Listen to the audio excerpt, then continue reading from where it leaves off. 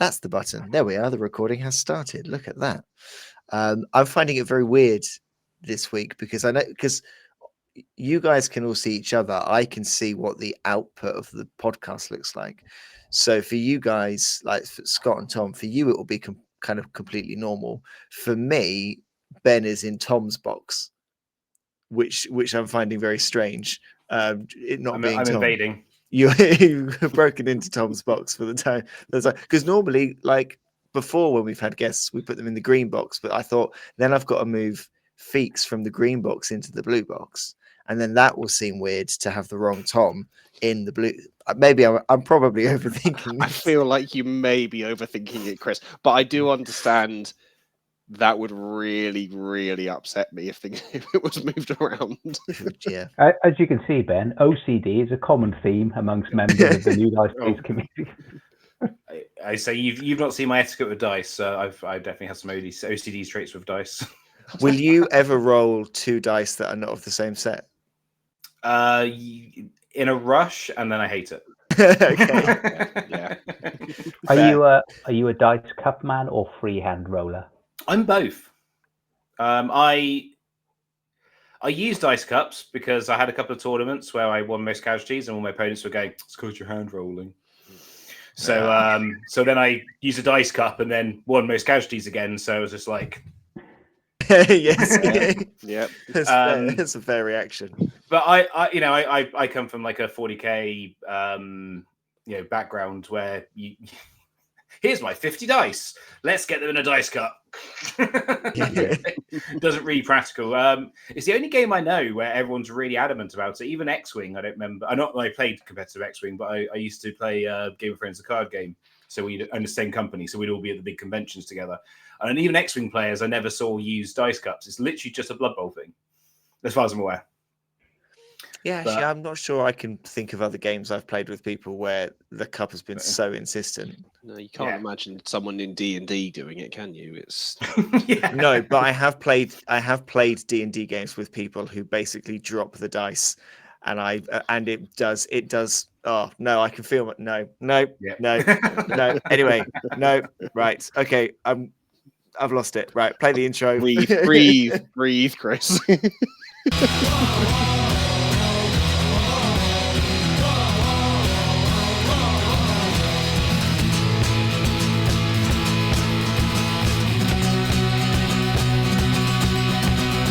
Hello, everyone. Welcome to New Dice Please, the bite-sized Blood Bowl podcast brought to you by the people at Blood Bowl Life. My name is Chris. Joining me, as always, Mr. Scott Bryant. Scott, what is your favourite non-chocolate-based sweet treat? Good evening, Christopher. My favourite non-chocolate sweet treat, actually, I think marshmallow. A simple marshmallow. What a beautifully innocent choice. Joining us also, Mr. Tom Feeks. Tom, same question. Non-chocolate sweet treat. I'm going to go apple turnover, but very specifically a Lidl bakery one. Very specifically, a Lidl bakery apple turnover. Yeah. Great. Other supermarkets are available. And joining us this week in our blue box, not Mr. Tom Hoffel, he's taking a week off. No, instead, we have someone you may recognize the voice from Twitch streams and from YouTube channel, the winner of Beachhead 11s 2025. As well as joint team winner for the Kent Team Championship 2024 as well. Truly, pedigree that we are not used to on this podcast. A lover of Acorn, and we're very happy to have him with us this week. It is Ben, a.k.a. BB Nut. Ben, thank you so much for joining us. What is your favorite non-chocolate-based sweet treat? Firstly, thank you for having me. It's a pleasure to come on to the podcast. It's also nice not to be on a podcast I don't have to edit.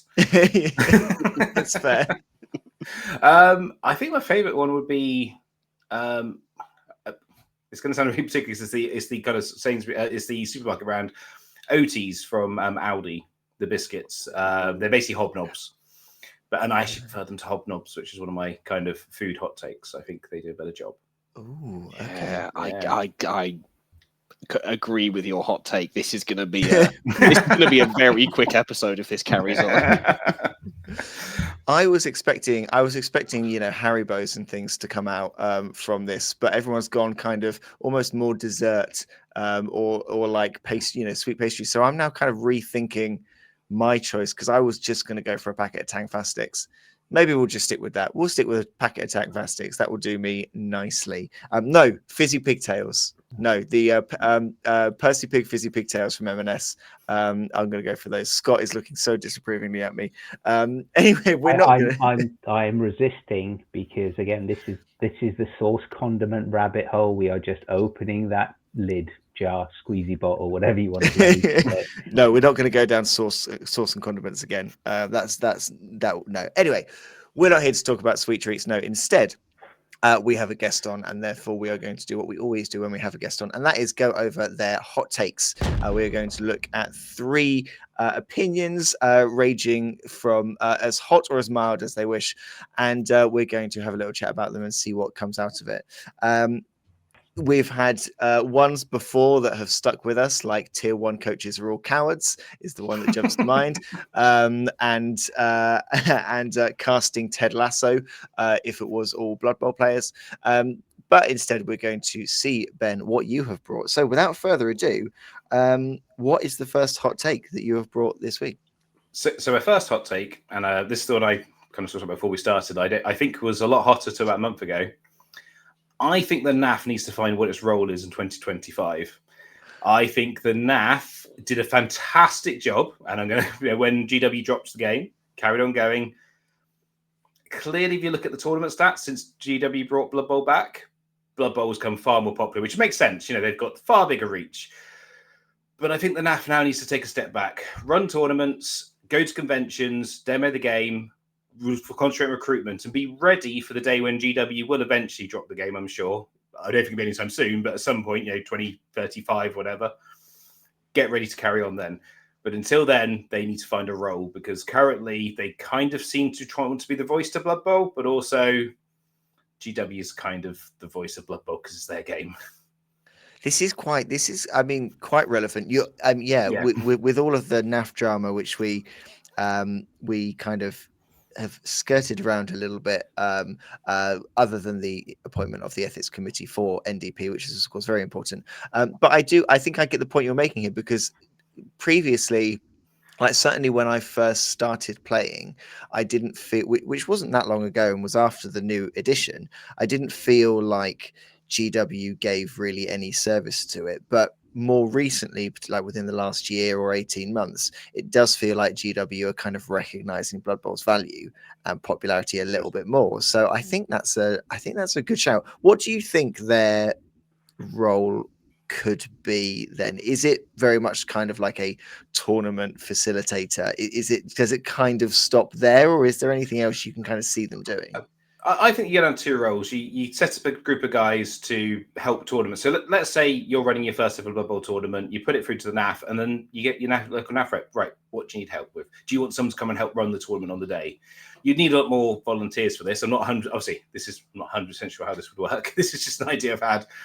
And then I think you need to look at a group of guys to go around to to conventions like UK Expo, rent out a stall, and then just demo Blood Bowl all day. And obviously that's demoing the Blood Bowl, just going like, we want to go down to one of the spenders. We're not selling it, but we're promoting it. We're showing it. We're getting people to play the game. So they should look at recruitment, bring more players in, and then help. And then the NAF can help retain players, because if it wasn't for tournament, I love Blood Bowl, but if it wasn't for tournament Blood Bowl in the community, I probably would go and find something else to play, if I'm really honest. The community is amazing. The community is what kept me in Blood Bowl. So I'd say that's what they should look at doing. Mr. Feeks, your thoughts? I completely agree, and I think it's been telling that following all this NAF drama, we had a conversation outside of the pod about whether or not we do a whole episode on what's going on. And kind of came down to the conclusion of, if we were to do it, we would come to a so what sort of argument. It would be that for the day-to-day player, what's really going to change? The tournaments are still there. Your leagues are still going to be running. it's really interesting drama for those of us that are really into it, but for the vast majority of players, it's not really going to change that much. That's why we didn't end up doing a pod on it. But it did lead to the question of me thinking, well, what is the purpose of the NAF now? And like looking back at the history, so I started playing not long after Chris. It was actually Chris that got me into Blood Bowl, so I've only been playing it for a few years as well. And looking back at the history, I think the NAF did an absolutely fantastic job in keeping the game going. I don't think it wouldn't be here without them. But now, it's what is their role? It's there's kind of they're there, but they can do more. It's quite telling. The 2026 rulebook is basically just what the NAF had done. The last edition of the NAF, there was a couple of tweaks, but the NAF had done such a good job. And I also want to caveat this because obviously there's a controversy with the whole. I don't want to go into the drama of the presidency, but there was the talk of wanting the NAF rulebook, and I'm pretty sure the NAF could actually do a better job of writing the rules than GW. And I think that's because there's way more people, and they'd be far more willing every year to do a rules update. And I think that they could tweak it and make the game a bit more balanced. But if you want to get as many people playing this game as possible, you want the guy to walk into Games Workshop, pick up the rulebook there, and they know what they're playing. And that's been the biggest drive to new players. You know, back in my day, when I first got into Blood Bowl in 2008, I went to a first tournament. 20-player tournament was considered a really big tournament. Now, 20 players, you know, I can drive the entire length of the UK every weekend, and I can go to like a 30, 40, 50, 60 player tournament. So clearly, GW making the game is making it far more popular. Mr. Bryant. I hate to agree. I really do. But I think I fully agree. The Blood Bowl community does own the NAF. You know, we owe the NAF a debt for what it's done, and it stepped in. There was a vacuum, there was a potential risk, and they stepped in and they really moved on. I think I agree. The NAF needs to find its identity, whether it's, as Ben said there, some sort of mentorship, organizational role, that introduction. I think they need to do something, or there is a very, very real risk they will fade away into nothingness. There is a risk that GW might decide, hang on, there's a nice little margin here for the P&L, so we'll take over, and therefore we'll control everything.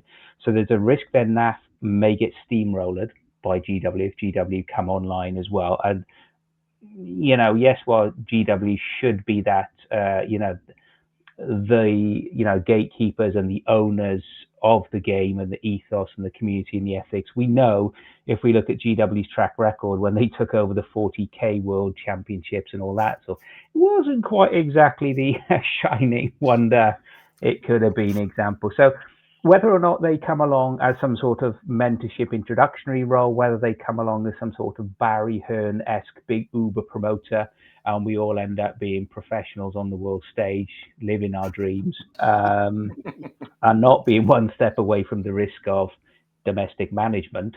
I think that would be very good. I think it's telling, Feeks, what you said, that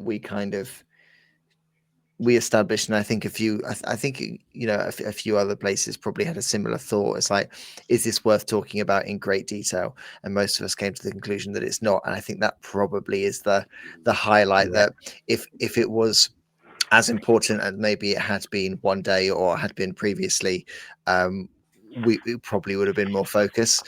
And so many smaller communities are growing and becoming their own thing, that they don't need to, there's lots of communities that don't need to rely on the NAF as much as maybe they did before. I think that's quite telling. So I think that's a really strong shout for a first hot take there. And overwhelming approval from everyone else, which happens every now and again, but not always. So very good. Let's go on to number 2. What is hot take number 2? Sorry. Hot take number 2 is, and we can kind of see the way that probably Blood Bowl's going with a new edition. Bring on all the new teams. Gnomes were the biggest breath of fresh air to Blood Bowl, in my opinion. I never saw that as a design space. They are so much fun, and I think most of the redone teams are way more fun than they ever used to be. Even Zons are vaguely interesting now. and I want to see where they go. I want them to push the design as much as they can. I want Sinesh, I want Zinch, I want Beastman team, I want a Savage Orc team, I want Undead Stunty team that can only raise other Stunties. Just bring it all. It probably helps. Probably hasn't helped. I played Blood Bowl for 20 odd years on and off, and when I got back into it, it's like all the teams are exactly the same as they were pretty much when I left. And now, like, Norse are awesome. Vampires maybe a bit too good, but a really interesting team. And just keep pushing it. Just keep changing it up. I think that has more of an impact on making the game fun than the actual rules do. Would you like to see some of these more established teams that have been there forever and that are always the first ones to come back get another refresh in a new edition, like the likes of kind of Humans, Skaven, some of the elf teams, all that stuff? Would you like to see them kind of get a refresh again and give everything kind of a look over? 100%. I think again, it doesn't have to be drastic. You look at you look at Zons now. You look at Zons how they used to be. Chaos Dwarfs. They're not a million miles away from they used to be, but it's just more interesting. And it's not just like I can still remember when Norse and Zons first came out, and it was just exactly the same roster. One had Dodge, one had Block and Frenzy, and they weren't neither at the time. They really thought they were interesting. Now I'd say Norse are one of my favorite teams because the Valks are awesome. So I think they could do similar things to Humans, like maybe drop two catchers, 2 blitzers, add another positional in. I don't know what that would be. That's not my job. But yeah, Orcs the same because Orcs. Every Orc team looks basically the same. Got my 4 big uns, 4 blitzers. Do you have a thrower? Not about the most interesting decision, or a troll. That's about the only 2 real decision points Orc players make. Whereas, like this past weekend, when I took Norse to a tournament, there was 6 Norse teams. All of them were different, and that's cool. The more variety. I mean, I think we talked about this on a previous episode. How like this kind of formula that they have got of your lineman and then kind of a 2-2-2 formula has been like probably the most popular one of the new ones that they've done. So 2 off runners, 2 berserkers, 2 Valkyries, and that kind of similar method through. Same with the vampires, 2-2-2 and a big guy. Gnomes, 2-2-2-2 along the route. It does kind of it does make you look back at some of the teams. Firstly, the frustration that a 2-4-2 build like elves and humans and Skaven, and the fact they don't give you the 4 will always be a point of frustration. And I think we talked about before. Actually, I would happily still play Skaven, but I would love Skaven, a new Skaven sprue to come where everything is in the box, following that formula, and those more positionals that you have, more variety of positionals, but less of them. So the 2-2-2-2 build does give you a more interesting kind of switch up of who takes what. Because I don't know, I'm interested about this Norse and the Norse teams you saw at this tournament. How many of them took berserkers? Because the more that I see, particularly with Norse, I rarely see berserkers make the list. So were there many of them kind of making appearances? I had berserkers. I don't like the Yeti personally, so I never take a Yeti. So I had the berserkers. Can't stand the Yeti. No, it just always lets me down. There's 2 of us have berserkers.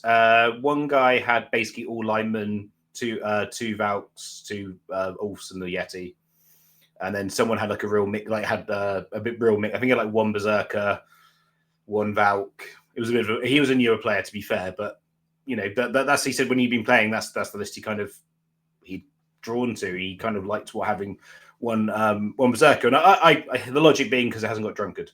So when you need that guy to blitz 8 squares, you're not quite holding your proverbial in place while you roll the dice and hope you don't roll a 2 and really regret the decision. So we've got, sorry, Chris. So Ben, we've got Adepticon this week for any listener or viewer listening to this on Dave on repeat. Spoiler alert. We are at the 2 to 3 a.m. slot on Dave, but only Dave Javu. We don't actually make actual Dave. Top Gear and Red Dwarf are on next. Yeah. There you go. Just after the shopping channel. So this week, what are your hopes versus realistic expectations in terms of Blood Bowl GW reveals? Well, I think the announcement went out today, and the Blood Bowl logo is not on the preview, so probably nothing. Unfortunately, there's a strong rumor we might see Tomb Kings soonish, which does scare me because we talk about the 222. I love Tomb Kings. If I lose two Tomb Guard, I might be sad. Yeah. Yeah. That does worry me. But to talk about the problem with the box set. So getting back into the game, pick up Orcs because I'm like, I want to play a team. I know, you see, pick up the booster pack, which had one blitzer. So I have 3 blitzers. What was GW thinking with that one? What? Let's give us a third thrower we can't use and only 1 more blitzer. Yeah, that doesn't make a huge amount of sense. Nope. It was fun because I bought the human team only to find out instantly that throwing teammate was one of the things I love to do in the game more than anything else, and obviously and it doesn't come with an ogre or any halflings to throw. And then looked up kind of, how should I play this human roster? And every single recommendation was, well, you need 4 blitzes. I was like, oh, great. And I got lucky that I was on holiday in New York and found a game shop that the only team they sold were the human team. They had a stack of about 20 of them, and they were dirt cheap because they just said no one plays Blood Bowl here. And I went, pretty sure that's not true, but I'll take 2 packs, please, to bring home. Tom, what are your thoughts here? Again, I really do agree. I loved it when gnomes came in. Absolutely loved it. It's just something completely different, completely out there, and it has stretched players as well. It's really stretched of how do I play against this team, because it's not just they're not just another normal stunty. They've bought something else and they've bought something new in. My only question to you, Ben, is do you think the Games Workshop will do it again? Because there was a lot of backlash with it. And I think the community was generally a bit divided over whether or not they do it. And do you think they'd risk doing it again? I'd love to, but I think they will because although there was a bit of a backlash, Gnome sold out. Zons didn't sell out. Chaos Dwarfs didn't sell out. But on the GW website, Gnome sold out. But plus also, from a GW point of view, Blood Bowl's a relatively low-cost game. So I think they can risk a couple of new teams because it's 1 sprue. And maybe a couple of star players which are in resin. Where you think like I also played Necromunda, and every time Necromunda can release like here's 4 new plastic sprues. Well, that's far more of an investment for them. Is there one? So from each of us, is there one particular team not out there? Let's not include Tomb Kings or High Elves in this because they're kind of the obvious choices. Let's also not include Slan in this as well. Is there something? Is there kind of a team or a theme or something that would catch us all off guard, but would sound particularly fun? I'd go for Cathay. I'd go for a Cathay team because Cathay is a race in the old world. It was. It's obviously in Warhammer World 3. So I would go Cathay and loads of like ninja characters as well. So you could have their dragon guards. You could have a big guy with the, basically if you look at the Warhammer World imagery, all of that could translate quite nice and easy. A terracotta giant. Oh, how cool would that be? That'd be really cool. Terracotta giants, ninjas, dragon guard. Yeah, happy days. Ben, you got a preference? I was going to say Kislev, which would basically be Slan. So because I think that's one of the best reworks Cyanide did, making Slan into Kislev and make a bit more sense. I think I'd just like to see the other 2 Chaos Gods. Was that me or? You did vanish briefly off my screen, but you're back now, so you're good.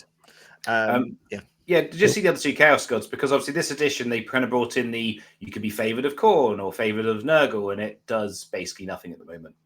So I think it'd be cool. Get the other 2 Chaos Gods in, and then add that extra layer for League play of interesting and fun and weird, wacky chaos stuff. Because the only thing that worries me is the official list GW have done with Slanesh before are pretty bonkers, where you just start with claws on Chaos Warriors or Beastmen, and I think that might be a bit scary.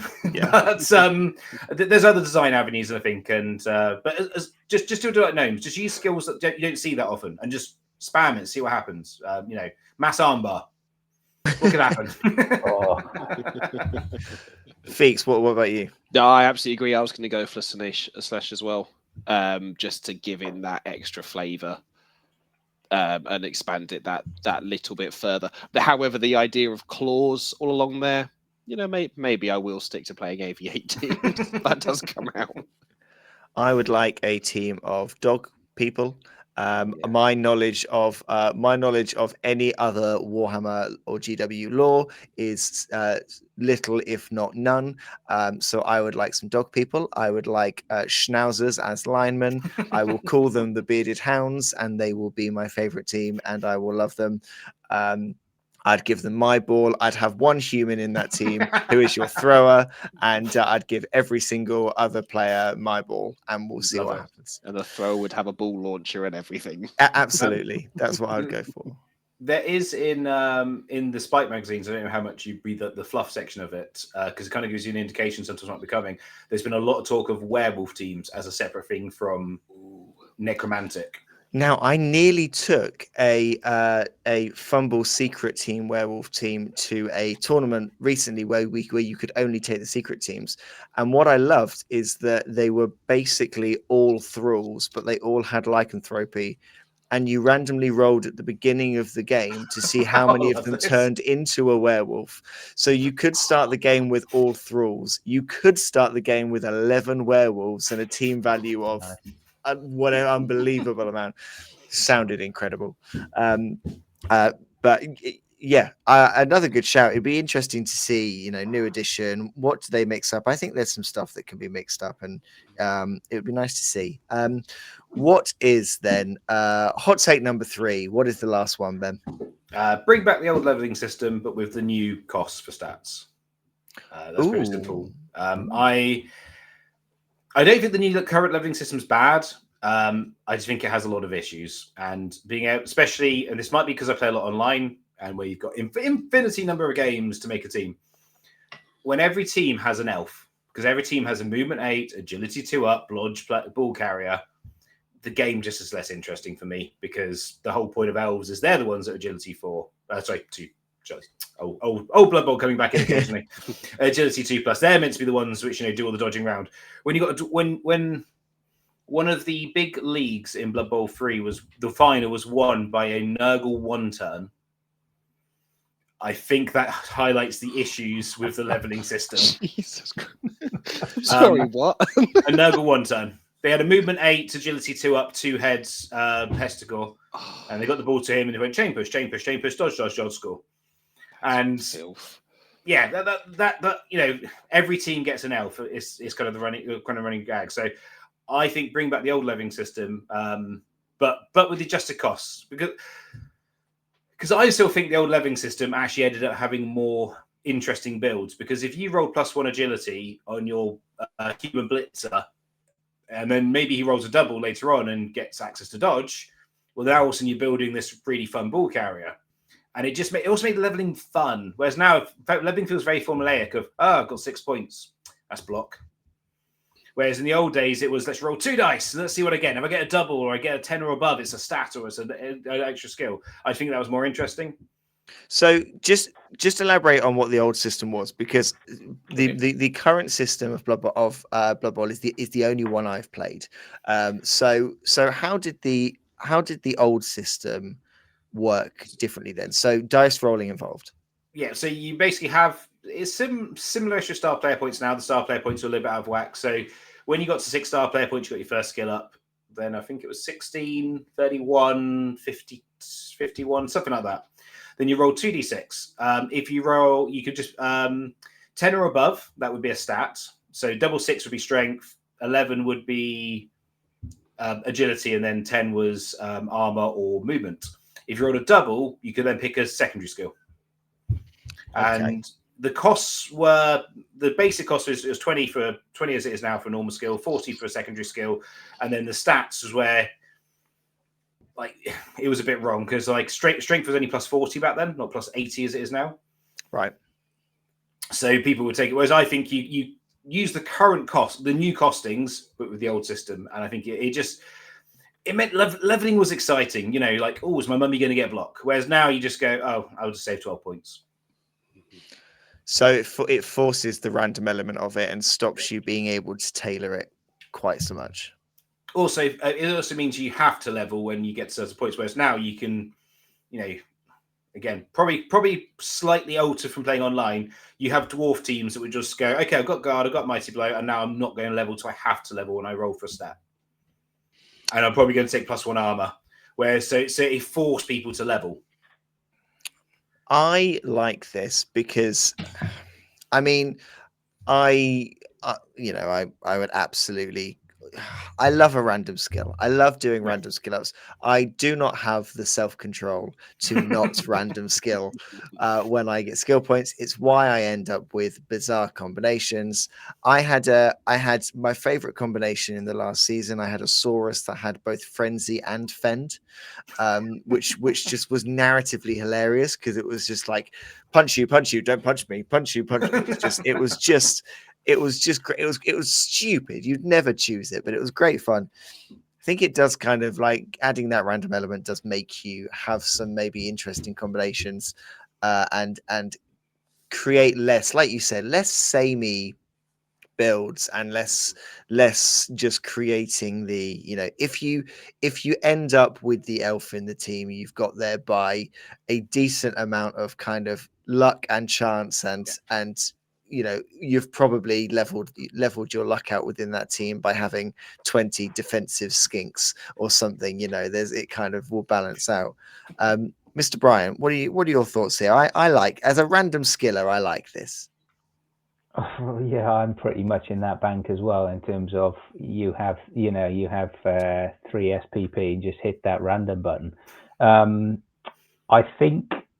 I was thinking there, does it matter on how many games you played? As you said, Ben, if it's a lot of people online who have an infinite amount of games and therefore every single dwarf lineman can, you know, not just have tackle, but everyone can have mighty blow. Everybody can suddenly have armor 11 and stat up that way to a ridiculous level.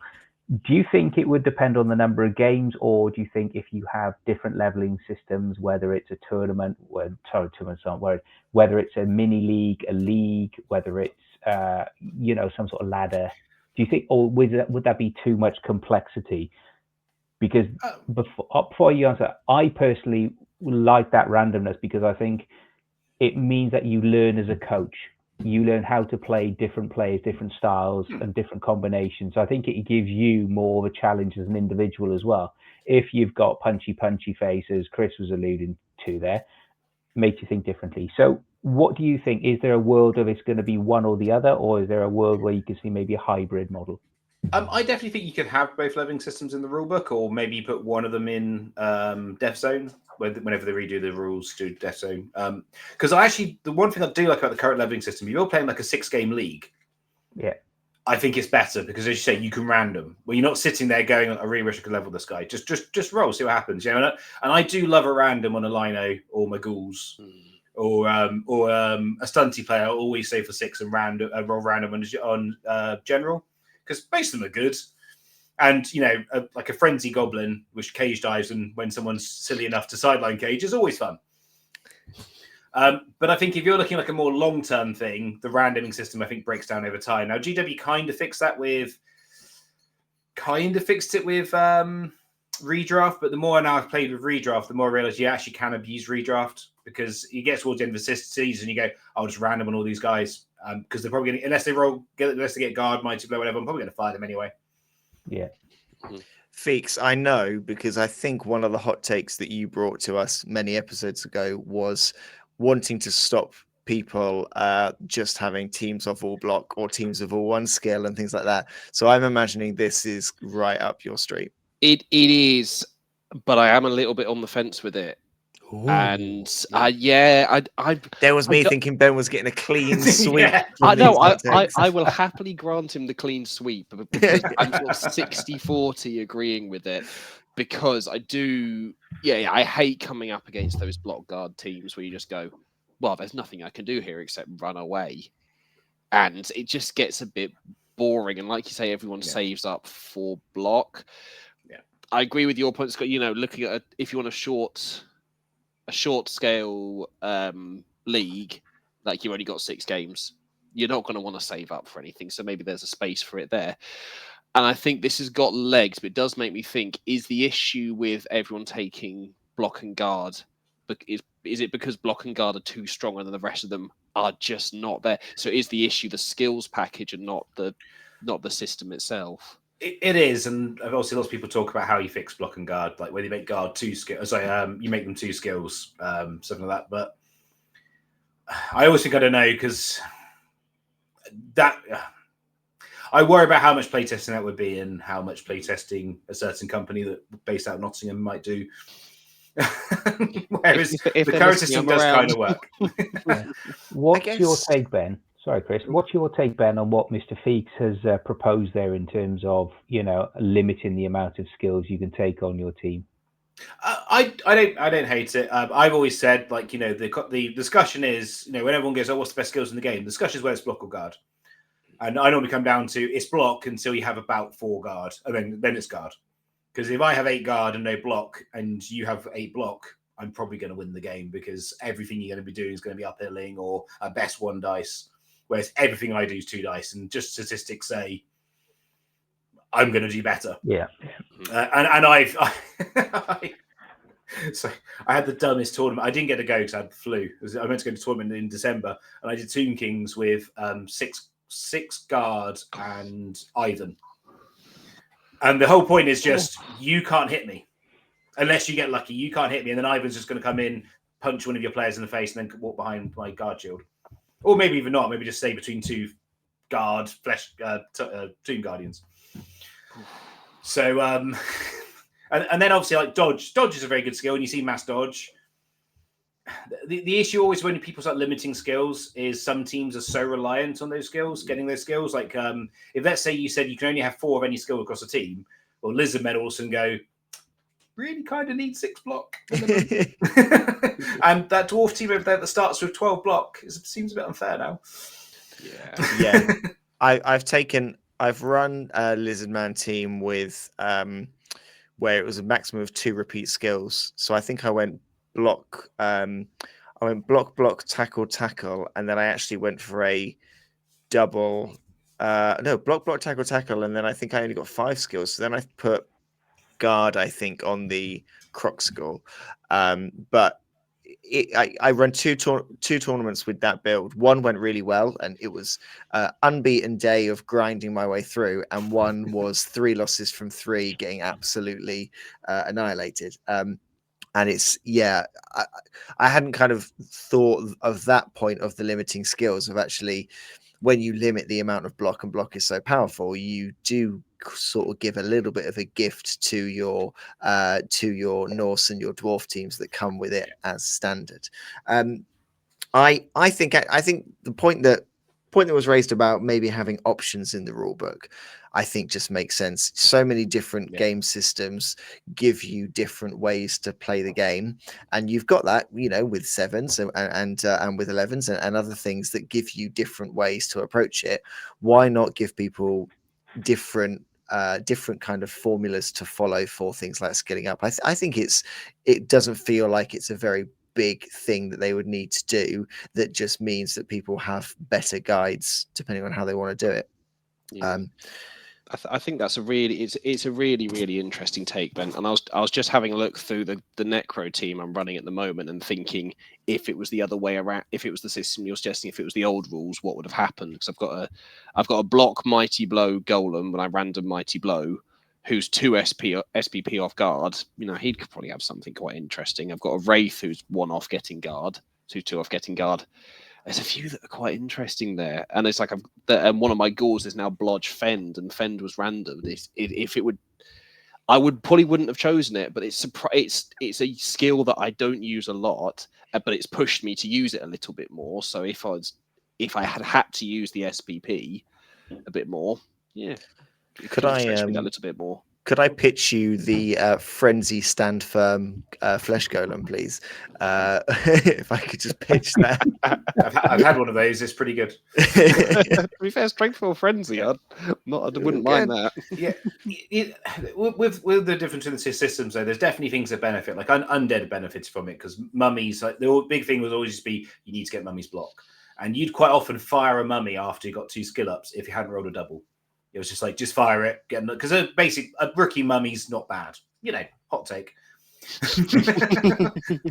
And then you'd fire it, and then you'd try again, and then you'd hope you'd roll that double. Whereas I say now the only discussion point is do you go guard first or do you go block first? And generally speaking, you decide that based on if it got MVP or how many casualties it causes in the first couple of games, and that's like the only real decision point for undead now. So. That's a third incredibly solid and incredible hot take. They are 3 very good shouts, and I think across all of them, actually, it's kind of it's going to be really interesting to kind of look at how the new if and when a new rule set comes along. All 3 of those feel like things that are big considerations for kind of that new rule set.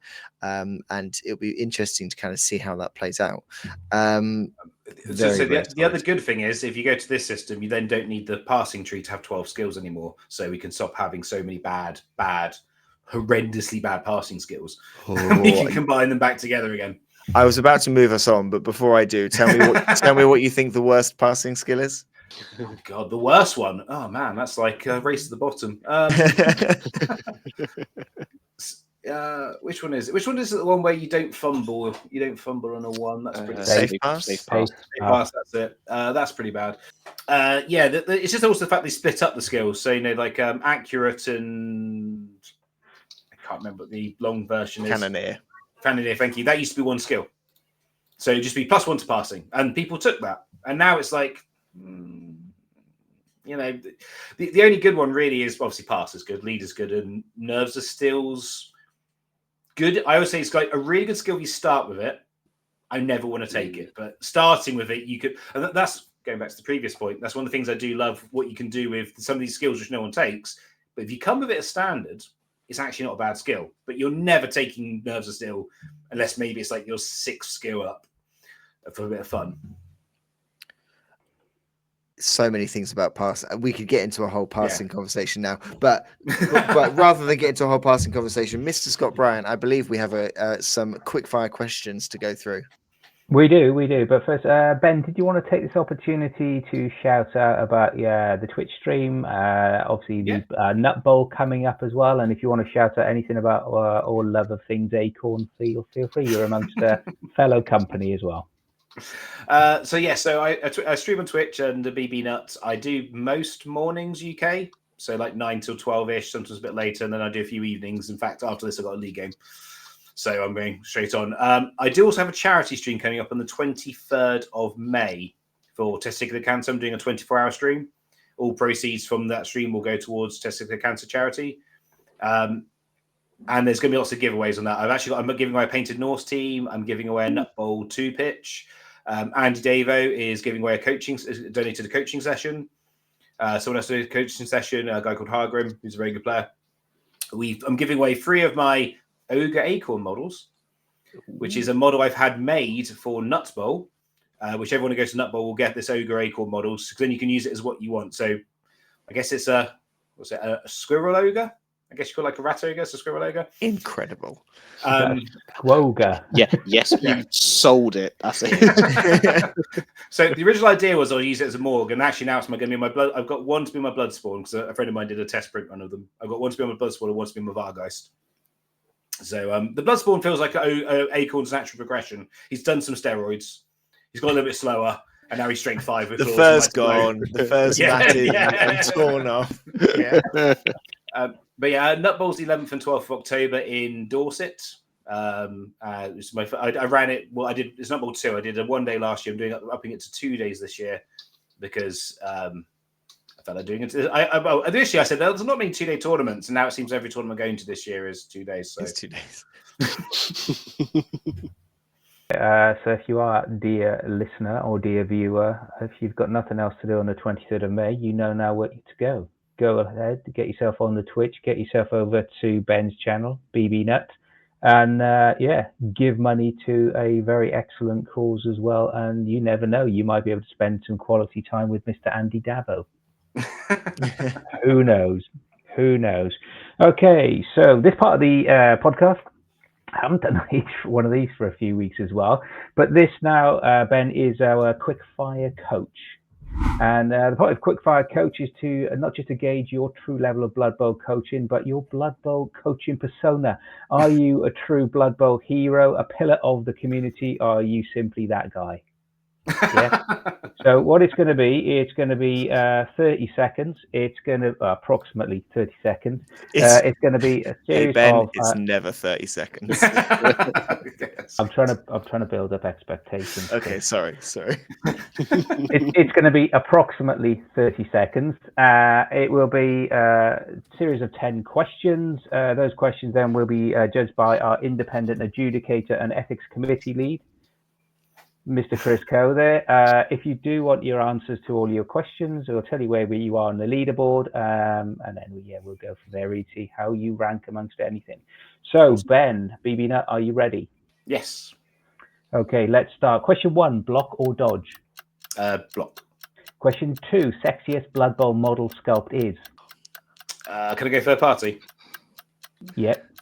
The Ungi acorn where he's like... Question 3, best way to resolve a drawn match, fight in a skip or a dance-off? Dance-off. Question 4, horns or claws? Horns. Question 5, the most pointless star player is? Morg. Question 6, biggest tabletop win? For me, I guess winning Beachhead. Okay. Question 7. Best passing skill, dump off or fumble Rooski? Fumble Rooski. Question 8, you are the NAF ethics committee. The team you will ban from Blood Bowl forever is? Dwarfs. Question 9, favorite location ever played? The old Bloodbowl when it was in Portsmouth-ish area. Okay, and question 10, when meeting the prospective... I've started self-finish. Special effects budget has been really ripped to pieces. I've started self-finish. When meeting, this is possibly for the league title, so gentlemen, some seriousness, please.